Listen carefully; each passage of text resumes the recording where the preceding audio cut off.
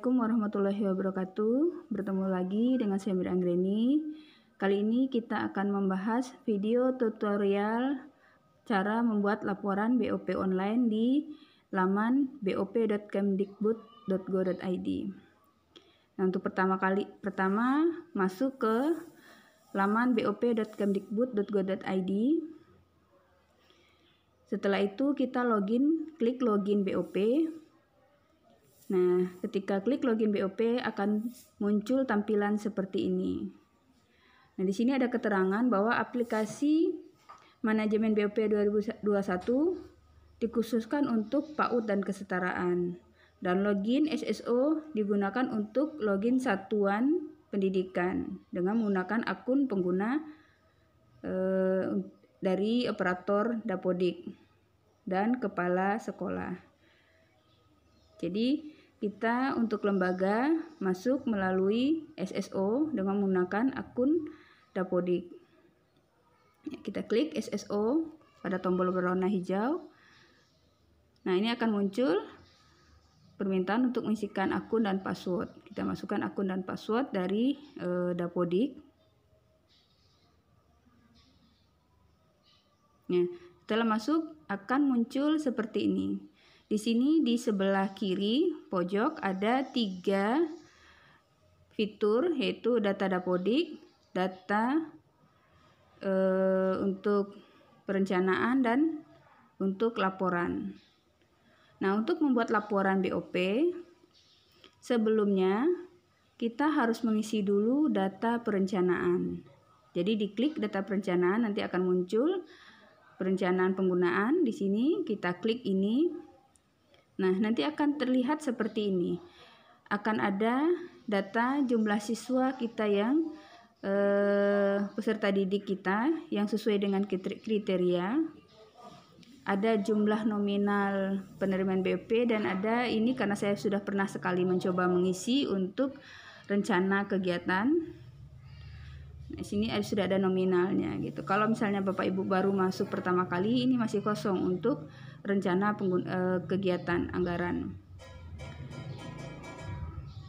Nah, untuk membuat rencana kegiatan anggaran ini, Bapak Ibu bisa memasukkan rencana kegiatan sesuai dengan proposal pencairan untuk tahap 1. Karena tahap 1 yang cair adalah sebesar 50%, maka untuk rencana kegiatan kita juga masukkan nominal sebesar 50%. Apakah itu akan ada di poin 1 atau hanya ada di poin 1 atau di ketiga poin atau hanya di 2 poin, yang jelas nominalnya sebesar 50% dari anggaran yang kita terima. Nah, di bawah, di bagian bawah di sini ada input rencana kegiatan anggaran satuan. Jadi ini kita masukkan RAB dari tahap 1 pada proposal pencairan kita. Nah, di sini terlihat saya sudah memasukkan 1.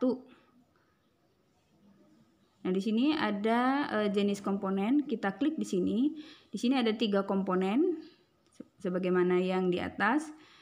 Ada komponen 1, komponen 2, dan komponen 3. Nanti kita masukkan, kita pilih komponennya sesuai dengan komponen RAB pada tahap pertama kita. Jadi ketika proposal pencairan kita membuatnya apakah di seluruhnya 50% itu di komponen A, atau sekian persen di komponen A, sekian persen di komponen B, atau sekian persen di komponen C. Itu kembali kepada proposal pencairan Bapak dan Ibu. Nah, untuk lembaga saya, ini saya membuat proposal pencairan tahap 1 itu dari 50% itu keseluruhannya dari komponen A. Ya, ini untuk memudahkan juga pelaporan. Seperti ini. Jadi kita bisa memasukkan dari data untuk membuat rencana kegiatan ini, yang harus dipersiapkan adalah RAB dari tahap 1. Nah, pada RAB tahap 1 ini ada pelaksanaan kegiatan operasional. Jenis kegiatannya adalah peralatan dan bahan apabila tidak ada di pilihan tersebut, kita bisa memilih untuk jenis penggunaan pada komponen paling bawah, yaitu peralatan dan bahan lainnya. Nah, kalau sudah di-input, nanti akan terlihat di pelaksanaan kegiatan. Karena saya memilihnya pelaksanaan kegiatan operasional untuk komponennya, maka akan ada nominal yang tadi telah kita input di rencana kegiatan. Seperti itu.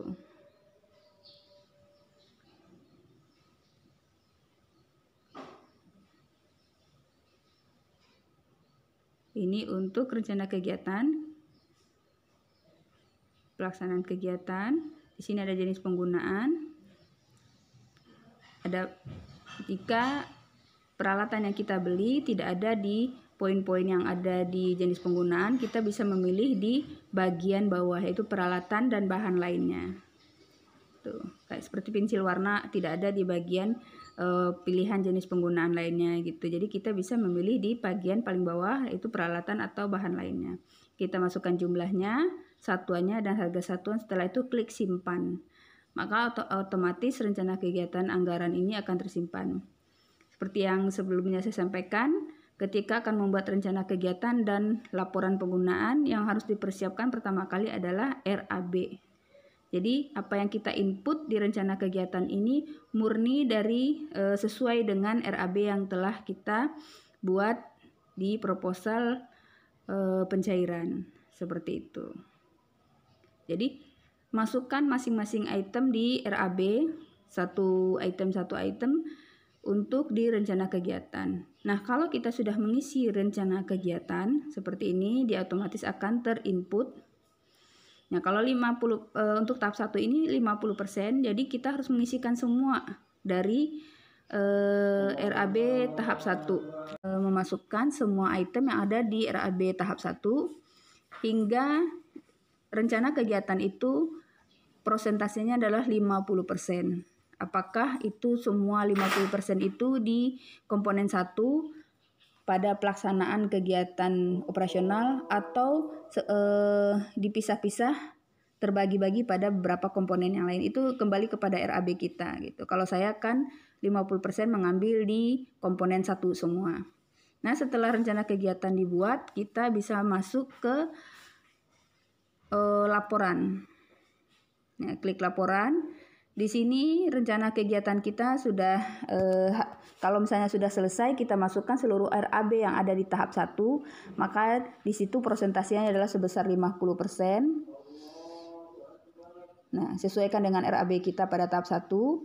Setelah itu baru realisasi akan bisa kita isi. Jadi kalau belum mengisi perencanaan kegiatan, maka input realisasi ini kolomnya tidak akan muncul karena kita belum membuat perencanaan.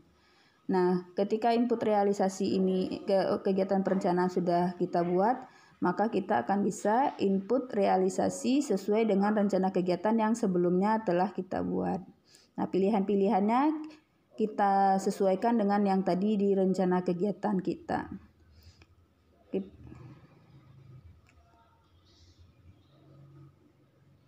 Nah, setelah kita input, kita simpan, maka nominal yang tertera di realisasi akan persis sama dengan apa yang ada di rencana.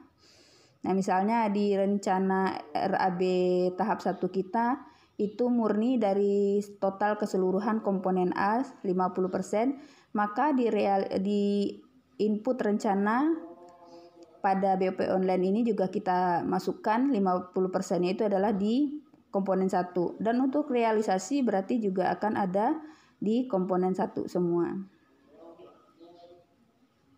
Demikian tutorial untuk laporan BOP online.